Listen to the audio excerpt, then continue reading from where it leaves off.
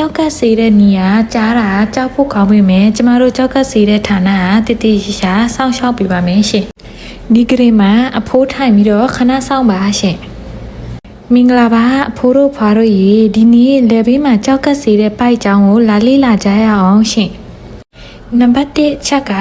စောင်းအိတ်တာတို့ဖိအိတ်တာတို့မလုပ်ပါနဲ့ရှင်။ဘာဖြစ်လို့လဲဆိုတော့လက်ဘေးမှာထည့်ထားတဲ့ပိုက်တွေကခေါင်းမိတာတို့ကျိုးတာတို့မဟုတ်ရင်ပိတ်မိတာတို့ဖြစ်မှာဆိုလို့ပါရှင်။မှတ်ထားကြပါရှင်။ဒီပိုက်ကကြောက်ကဆေးဖို့ပဲထားရပါတာပါရှင်။အဆေးပေးတာတို့သွေးဖောက်တာတို့ဒီပိုက်ကနေလုံးဝမလုံးမိပါနဲ့ရှင်။တကယ်လို့နာတာတို့ကြိုက်တာတို့ရောင်တာတို့မဟုတ်ရင်သွေးထွက်တာတို့ပြီးတွေ့တာတို့အဖျားရှိတာလို့ဆိုရင်ဆေးရုံကိုအမြန်ပြန်လာပြီးတော့ဆရာဝန်နဲ့လာတွေ့ပါရှင်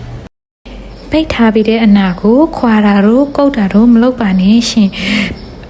အနာကိုပိတ်ထားပြီးတာကိုတေချာကြည့်ပြီးတော့ချောင်းအောင်လို့ထားပါဆိုအောင်လို့မထားပါနဲ့ရှင်ယောက်ျားရေမပေးသေးနော်အနာယောက်ျားအနာမကောင်းနဲ့နော်အနာကကြသွားပြီဘယ်လိုလုပ်ရမလဲတကယ်လို့အနာကပွင့်သွားခဲ့တယ်ဆိုလို့ရှိရင်ရောက်ကွက်စီကန်းကိုတွားပြီးတော့တပြပါရှင်ကိုဘသူအနာဖွင့်စေတာတို့ဘာလို့မလုပ်ပါနဲ့ရှင်အဖိုးအင်ကြီးကိုအရှိကျယ်ဒီပါတဲ့ဥစ္စာပဲဝစ်တင်ပါတယ်ရှင်တကယ်လို့လေပြင်းဝိုက်ဒီပါတွေဝစ်ခဲ့လို့ရှိရင်အဲ့ဒီပိုက်ကိုဆွဲပြီးတော့ပိုက်ပြုတ်မှာဆိုလို့ပါရှင်ဟုတ်ကဲ့ယောက်ျားကြော်လပင်ထွက်တယ်မယ်နော်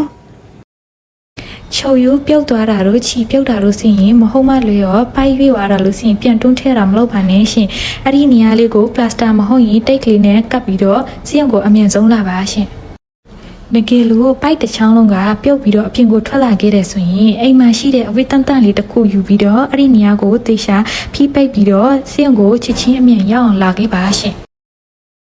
ကျွန်တော်လားလေပြီလေပင်ကအနာကိုဘယ်လိုလုပ်ရမလဲဆိုတာ